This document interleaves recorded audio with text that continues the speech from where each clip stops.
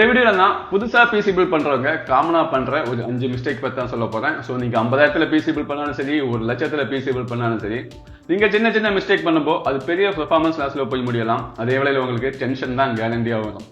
So இங்க நான் சொல்ல போற கொஸ்டின்ஸ் அப்புறமா சொல்யூஷன்ஸ் எல்லாமே இப்போ ரீசெண்டா என்கிட்ட கேட்கப்பட்ட கேள்விகள் தான். அதாவது இப்படி ஒரு பிரச்சனையில மாட்டிக்கிட்டேன், இதுக்கு என்ன சொல்யூஷன் அப்படின்னு நிறைய பேர் கேட்ட அந்த கேள்விகள்ல இருந்து சில காமனான கேள்விகள் எடுத்து தான் அதுக்கான ஆன்சரை நான் இங்க சொல்ல போறேன். ஸோ இதை பத்தி நான் இதுக்கு முன்னாடி கூட வீடியோஸ் போட்டிருக்கேன். ஒன் இயருக்கு முன்னாடி நினைக்கிறேன் பீசிபிள் மிஸ்டேக் அப்படின்னு சொல்லி ஒரு 2-3 வீடியோ போட்டிருந்தேன். ஸோ அதை பார்க்காதவங்க அதை பாருங்க. அதுல இருந்துமே மேபி சில கொஸ்டின்ஸ் இதுல இருக்கலாம். ஸோ இது ஒரு ரிஃப்ரெஷ்ஷான வீடியோவா இருக்கும். ஸோ வீடியோ மறக்காம எந்த வரைக்கும் பாருங்க. அப்பதான் நீங்களும் வந்து காமனா எல்லாரும் பண்ற மிஸ்டேக்கை ரிப்பீட் பண்ண மாட்டீங்க. ஸோ இப்போ வீடியோவை ஸ்டார்ட் பண்ணலாம். மிஸ்டேக் நம்பர் 1, நீங்க பவர் சப்ளைல பண்ற மிஸ்டேக். இப்போ ரீசெண்டா என்கிட்ட நிறைய பேர் பிசி பில்ட் பண்ணிட்டு அதோட காமெண்ட்ஸோட லிஸ்ட் எல்லாம் அனுப்புவாங்க. அதுல சூப்பரான சிபியூ, நல்ல கிராபிக்ஸ் கார்டு, நல்ல மதர் போர்டு, கேபினெட்ல எல்லாம் RGB lighting, white colour cabinet, theming அப்படி இப்படின்னு சொல்லி நல்லாவே ஸ்பெண்ட் பண்ணியிருப்பாங்க. ஆனா பவர் சப்ளையை கவனிக்கவே மாட்டாங்க. பவர் சப்ளையை பார்த்தா எக்ஸாம்பிளுக்கு இப்போ ஒரு 70,000 1 லேக்குக்கு பிசி பில்ட் பண்ணா கூட பவர் சப்ளையை பார்த்தா அங்க ஆண்டி ஸ்போர்ட்ஸ் ஜிப்னோனிக் அப்படின்னு போட்டிருப்பாங்க. ஸோ இதனால என்ன பிரச்சனை வரும்னா, நீங்க மோசமான பவர் சப்ளை செலக்ட் பண்றதுனால உங்க பிசி காமெண்ட்ஸ் எப்ப வேணாலும் வெடிக்கலாம். அதுக்கான வாய்ப்புகள் நிறையவே இருக்கு. எப்பவுமே நீங்க பவர் சப்ளை சூஸ் பண்ணும்போது அதுல காம்ப்ரமைஸ் பண்ணவே கூடாது. பவர் சப்ளை பொறுத்த வரைக்குமே நான் ஆண்டி ஸ்போர்ட்ஸ்ல கோல்டு பவர் சப்ளை தான் வாங்கியிருக்கேன், சிப்ரோனிக்ஸ்ல கோல்டு பவர் சப்ளை தான் வாங்கியிருக்கேன் அப்படின்னு நீங்க நினைக்கலாம். அது எல்லாமே ஒரு எஃபிஷியன்சி ரேட்டிங் தான், அது ஒன்றும் சேஃப்டி கிடையாது. இங்க ஒரு பவர் சப்ளை கோல்டு ரேட்டிங்ல இருக்கிறதுனால அது ஒன்றும் பெஸ்ட் பவர் சப்ளை கிடையாது. ஸோ இந்த பவர் சப்ளை பற்றி அக்கு வேலை ஆணி வேலை தெரிஞ்சுக்கணும்னா நான் தனியாக ஒரு வீடியோ போட்டிருக்கேன், அதை பாருங்க. அதில் ஃபுல் லிஸ்டே இருக்கு. நீங்க எந்த பவர் சப்ளை வாங்கலாம், இந்த சேஃப்டி ரேட்டிங்னா என்ன, இந்த கோல்டு ரேட்டிங்னா என்ன, எல்லாமே நான் அதில் எக்ஸ்பிளைன் பண்ணியிருக்கேன். ஸோ இப்போதைக்கு நான் சொல்ல வர்றது என்னன்னா, இந்த பவர் சப்ளை கோல்டு ரேட்டிங்காக இருந்தாலும் சரி, இல்லைனா பிரான்ஸ் ரேட்டிங்காக இருந்தாலும் சரி, நீங்க அதை பார்த்து வாங்காதீங்க. அதுல என்னென்ன சேஃப்டி ஃபீச்சர்ஸ் கொடுத்துருக்காங்க அப்படிங்கறத நினைச்சு வாங்குங்க. எக்ஸாம்பிளுக்கு நான் ஒரு சிச்சுவேஷனை சொல்றேன். ஒருத்தரோட வீட்டுல ஷார்ட் சர்க்யூட் ஆகிருக்கு. அதாவது மொத்த வீடுக்குமே அவங்க கிட்ட பிரேக்கர் எதுவும் கிடையாது, பெரிய சேஃப்டி ஃபீச்சர்ஸ் கிடையாது வீட்லயுமே. அது கொஞ்சம் ஓல்டு வீடு. ஸோ அந்த டைம்ல அவரோட பிசியுமே பிளாஸ்ட் ஆயிடுச்சு. பிளாஸ்ட்னா புகை வந்துடுச்சு. இவ்வளவு இருக்க காம்பவுண்ட்ஸ் மதர் போர்டு எல்லாமே கருகிடுச்சு. அதுக்கு ரீசன் அவர் என்ன சொல்றாருன்னா, அது வீட்டில தான் ஷார்ட் சர்க்யூட் ஆச்சு, அதனாலதான் என்னோட பிசியுமே போயிடுச்சுங்க. அதே இடத்துல அவர் ஒரு நல்ல பவர் சப்ளை சூஸ் பண்ணியிருந்தாருன்னா அந்த பிசி ஷார்ட் சர்க்யூட் ஆனதுமே ஆட்டோமேட்டிக்கா ஷட் டவுன் ஆயிருக்கும். ஆனா இங்க ஆகல. அது அப்பவுமே ஆஃப் ஆகாம புகை போயிட்டு இருந்திருக்கு. அதுதான் சொல்றேன், நல்ல பவர் சப்ளை வாங்கினீங்கன்னா ஓவரா பவர் வந்தாலும் சரி, இல்ல ஷார்ட் சர்க்யூட் ஆனாலும் சரி, இந்த மாதிரி பவர் ரிலேட்டடான இஷ்யூஸ் எது வந்தாலுமே நல்ல பவர் சப்ளை இருந்தா ஷட் டவுன் ஆயிடும். அதன் கமெண்ட்ஸ் எல்லாமே ப்ரொடக்டும் பண்ணும்.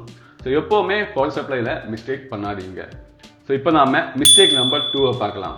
கேபினெட்டை செலக்ட் பண்ணும்போது மொக்கையான கேபினெட்டை செலக்ட் பண்றது. அதாவது ஒரு கேபினெட்டை செலக்ட் பண்ணும்போது எனக்கு ஒயிட் கலர் தான் வேணும், எனக்கு ஃபுல் பிளாக்ல தான் வேணும், இல்லை எனக்கு பிளாக் அண்ட் ஒயிட்ல வேணும், எனக்கு ஆர்ஜிபி ஃபேன்ஸ் வேணும், லைட்டிங் வேணும், எனக்கு இங்க முன்னாடி கிளாஸ் வேணும், பின்னாடி கிளாஸ் வேணும் அப்படின்னு சொல்லி நல்லா ஃபேன்சியா செலக்ட் பண்ணுவாங்க. ஆனா பிசி பில்ட் பண்ணதுக்கு அப்புறமா நல்ல தெர்மல் பேஸ் தானே போட்டிருக்கேன், எதுக்காக சிபியூல டெம்பரேச்சர் 90க்கு மேல போகுது அப்படின்னு கேட்டீங்கன்னா ஏர் ஃப்ளோ கிடையாது.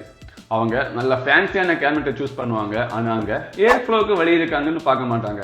அதாவது முன்னாடியுமே கிளாஸ் பேனல் தான் இருக்கும், சைடுல மட்டும் சின்னதா தான் ஒரு இன்டேக் இருக்கும். உள்ள இருக்க ஃபேனுமே நார்மலான ஃபேன். ஏன்னா பட்ஜெட்ல கேபினெட் வாங்குவாங்க, ஏர் ஃப்ளோக்கு வழி இருக்கா இல்லையாங்கிறத கவனிக்கவே மாட்டாங்க.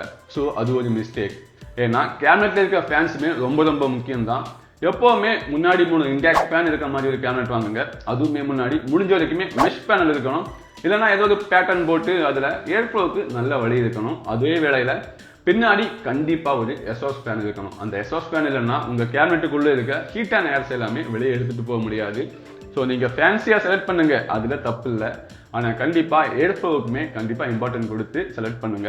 கேபினெட்டோட ஏர் ஃப்ளோ பத்தியுமே நான் ஓல்டு வீடியோஸ்ல எல்லாம் டிஸ்கஸ் பண்ணியிருக்கேன். அதை வேணா செக் பண்ணி பாருங்க. அந்த வீடியோ ரொம்ப ஃபேன்சியா குவாலிட்டியா இல்லாட்டியுமே உங்களுக்கு கண்டிப்பா குவாலிட்டியான இன்ஃபர்மேஷன் அந்த வீடியோ இருந்து கிடைக்கும். மிஸ்டேக் நம்பர் 3, ஸ்டாக் தெர்மல் பேஸ்ட்டை யூஸ் பண்றது. நீங்க ஸ்டாக் தெர்மல் பேஸ்ட்டை யூஸ் பண்ணலாம், தப்பு இல்லை. ஆனா அது ரொம்ப டெம்பரரியா தான் யூஸ் பண்ண முடியும். அதாவது நீங்க பிசி பில்ட் பண்ணும்போது நல்ல காமெண்ட்ஸ் எல்லாம் செலக்ட் பண்ணுவாங்க. பவர் சப்ளை கூட நான் சொன்ன மாதிரி நல்ல பவர் சப்ளை சூஸ் பண்ணுவாங்க. ஆனா அவங்க ஸ்டாக் கூலர் இன்ஸ்டால் பண்ணும்போது ஸ்டாக் கூலர் போதுமானு கேட்டீங்கன்னா நிறைய சிபிஎஸ்க்கு ஸ்டாக் கூலர் கூட வந்தா மோஸ்ட்லி அதுவே போதுமானதா இருக்கும். ஆனா எது போதுமானதா இருக்காதுன்னா அது கூட வர தெர்மல் பேஸ்ட் தான். இந்த ஸ்டாக் தெர்மல் பேஸ்ட் யூஸ் பண்றதுல என்ன ஆகும்னா, இந்த ஸ்டாக் தெர்மல் பேஸ்ட் மோஸ்ட்லி ரொம்ப ஃபாஸ்டாவே ட்ரை ஆயிடும். சில பேருக்கு 6 மந்த்ல கூட ஆயிருக்கு, சில பேருக்கு 1 இயர்ல கூட ட்ரை ஆயிருக்கு. அதை நீங்க மறுபடியுமே ஓபன் பண்ணி கிளீன் பண்ற மாதிரி இருக்கும். ஆனா அந்த அவேர்னஸ் கூட நிறைய பேருக்கு இருக்காது. என்னோட சிபி ஓவர் ஹீட் ஆகுதுன்னு நினைச்சிட்டு இருப்பாங்க. ஆனா ஸ்டார்டிங்லேயே நீங்க அதுக்கு ஒரு நல்ல தெர்மல் பேஸ்ட் போட்டீங்கன்னா எந்த பிரச்சனையுமே இருக்காது. நீங்க ரொம்ப எல்லாம் ஸ்பெண்ட் பண்ண வேணாம், 1000க்கு மேல எல்லாம் அரௌண்ட் ஒரு 450-500 ருபீஸ்லயே மினிமமா ரெக்கமெண்ட் பண்றது ஆர்டிக்ஸோட MX4 இல்லைன்னா நாக்டுவோட NH1.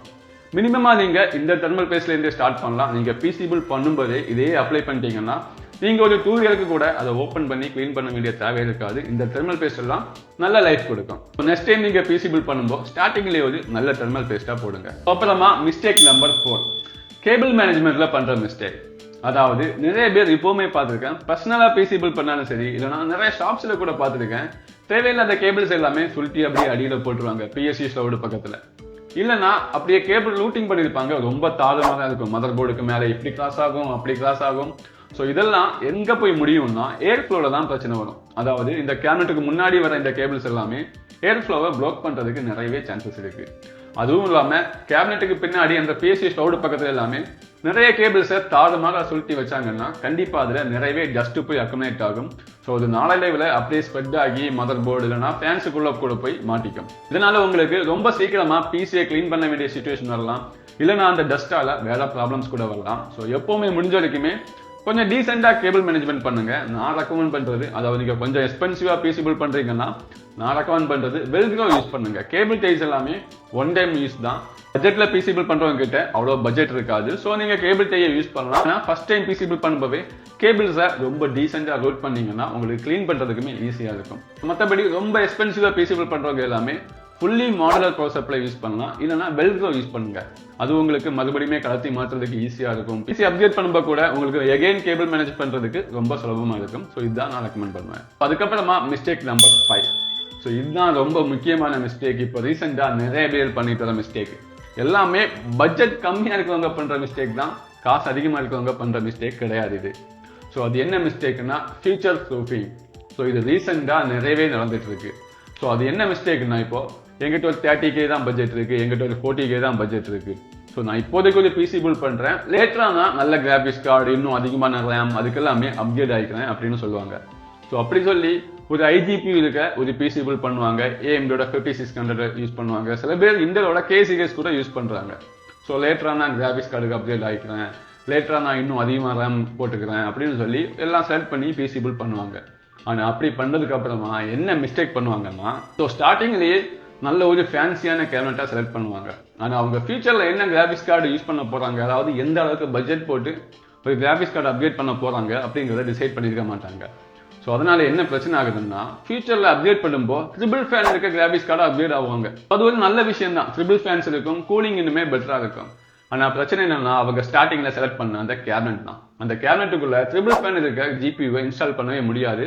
கேபினட்டோட சைஸ் ரொம்ப சின்னதா இருக்கும். ஸோ அதை அவங்க ஸ்டார்டிங்லேயே பிளான் பண்ணிருக்க மாட்டாங்க. ஜஸ்ட் அவங்களுக்கு ஒரு கேபினட் இருந்தால் மட்டும் போதும். ஸோ லேட்டரா எந்த கிராபிக்ஸ் கார்டு போட்டாலும் உள்ள போயிடும் அப்படின்னு நினைச்சிட்டு இருப்பாங்க. ஸோ அது ஒரு மிஸ்டேக் இந்த ஃபியூச்சர் ப்ரூஃபிங்ல. அப்புறமா இன்னொரு மிஸ்டேக் என்னன்னா, ஸ்டார்டிங்லேயே சொல்லியிருந்தேன் 16 GB ரேம் தான் போட்டிருப்பாங்க மோஸ்ட்லி, லேட்டரா 32 GB அப்கிரேட் ஆகலாம் அப்படின்னு எல்லாம் நினைச்சிருப்பாங்க. ஆனா அங்க அவங்க பண்ற மிஸ்டேக் என்னன்னா, மதர்போர்ட்லயே 2 ரேம் ஸ்லாட் தான் இருக்கும், அதுலயுமே 8x8 எனக்கு டுவல் சேனல் ரொம்ப பெர்ஃபார்மன்ஸ் கிடைக்கும் அப்படின்னு சொல்லி போட்டிருப்பாங்க. டுவல் சேனல் ரேம் கண்டிப்பா அட்வான்டேஜ் தான். ஆனா பிரச்சனை என்னன்னா, 16 GB ரேம் போட்டிருப்பாங்க, இப்போதைக்கு ஓகே தான். அது ஃபியூச்சர்ல அவங்க அப்கிரேட் பண்ணணும் அப்படின்னு நினைக்கும்போ அங்க 2 ரேம் ஸ்லாட்டுமே போயிருக்கும், 2 ரேம் ஸ்லாட்லயுமே ஆல்ரெடி ரேம் இருக்கும். ஸோ எப்படி இன்னொரு ரேம் போடுவாங்க, கண்டிப்பா ஸ்வாப் பண்ணி தான் போடுவாங்க. அங்க கண்டிப்பா உங்களுக்கு நஷ்டம் தான் வரும், எந்த ஒரு ப்ராஃபிட்டுமே கிடையாது. ஸோ நீங்க ஃபியூச்சர் ப்ரூஃபா அதை பில்ட் பண்றீங்கன்னா உங்ககிட்ட மதர்போர்ட்ல 2 ரேம் ஸ்லாட் தான் இருக்குன்னா நீங்க முதல்ல சிங்கிள் ஸ்டிக் 16 GB கூட போலாம். லேட்டரா நீங்க டுவல் சேனல் ரேமுக்கு அப்கிரேட் ஆகலாம். அந்த டைம்ல நீங்க அப்கிரேட் பண்ணீங்கன்னா உங்களுக்கு 32 GB ரேமுமே கிடைக்கும், நீங்க எந்த ஒரு ரேமுமே ஸ்வாப் பண்ண வேண்டிய தேவையுமே இருக்காது. இதே ஃபியூச்சர் ப்ரூஃபிங்ல இன்னொரு மிஸ்டேக்குமே பண்ணுவாங்க. அது என்னன்னா பவர் சப்ளைல பண்ணுவாங்க. அதாவது நான் லேட்டரா தான் கிராபிக்ஸ் கார்டு அப்கிரேட் ஆக போறேன், எனக்கு எதுக்கு பெரிய பவர் சப்ளை, இப்போதைக்கு 550 வாட்டே போறேன் அப்படின்னு சொல்லி 550 வாட்டை செலக்ட் பண்ணுவாங்க. ஆனா அங்க பிரச்சனை என்னன்னா, நான் சொன்ன மாதிரி தான் லேட்டரா பெரிய கிராபிக்ஸ் கார்டுக்கு அப்கிரேட் ஆவாங்க, ட்ரிபிள் ஃபேன் எல்லாம் வச்சு பெரிய ஒரு மிட் ரேஞ்சில் இருக்க கிராபிக்ஸ் கார்டுக்கு அப்கிரேட் ஆவாங்க. அந்த 550 வாட் பவர் சப்ளை பத்தாது, அவங்க அப்போ 650 வாட் இல்லைன்னா 750 வாட் தான் தேவைப்படும். ஸோ கண்டிப்பா மறுபடியுமே அங்க பவர் சப்ளையை கண்டிப்பா ஸ்வாப் பண்ணுவாங்க. ஸோ அங்கேயுமே அவங்களுக்கு நஷ்டம் தான். ஸோ நீங்க ஃபியூச்சர் ப்ரூஃபா பிளான் பண்ணீங்கன்னா அதை கண்டிப்பா ஃபியூச்சர் ப்ரூஃபா பிளான் பண்ணுங்க. அதை விட்டுட்டு ரொம்ப டைட்டா பில்ட் பண்ணிட்டு சிபியூல மட்டும் அதிகமா ஃபோக்கஸ் பண்ணாதீங்க. ஃபியூச்சர் ப்ரூஃபுக்கு ஏத்த மாதிரி ஸ்பேஸுமே வச்சுக்கோங்க. ஸோ நான் சொன்ன இந்த மிஸ்டேக்ஸ் எல்லாமே ரொம்ப எக்ஸ்பென்சிவான மிஸ்டேக். இது ரீசெண்டா நிறைய பேர் பண்ணிட்டு வராங்க. ஸோ இனிமே பிசி பில்ட் பண்ணும்போது நீங்களுமே இந்த மிஸ்டேக்கை பண்ணாதீங்க. ஸோ இந்த வீடியோ இருந்து கண்டிப்பா உங்களுக்கு நிறைய இன்ஃபர்மேஷன் தெரிஞ்சுக்கணும்னு நினைக்கிறேன். ஸோ இந்த மாதிரி இன்னும் நிறைய இன்ஃபர்மேஷன் தெரிஞ்சுக்கணும்னா என்னோட சேனலை மறக்காம சப்ஸ்கிரைப் பண்ணிட்டு இந்த வீடியோக்கு லைக் பண்ணுங்க.